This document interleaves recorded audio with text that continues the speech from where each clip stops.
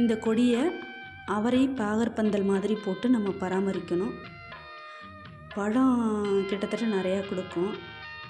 கொஞ்சம் வெயிட்லெஸ்ஸாக இருக்கும் பழம். மற்றபடி டேஸ்டெல்லாம் நல்லாயிருக்கும்.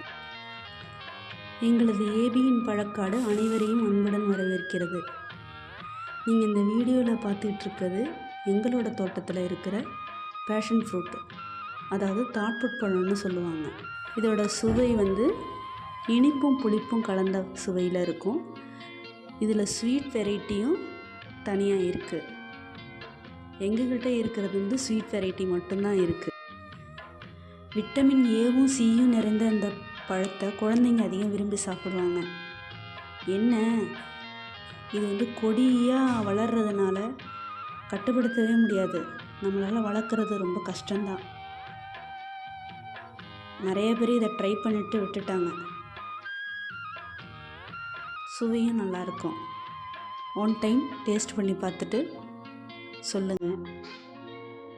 அப்புறம் நம்ம சேனலை லைக் பண்ணுங்கள், கமெண்ட் பண்ணுங்கள், சப்ஸ்கிரைப் பண்ணுங்கள்.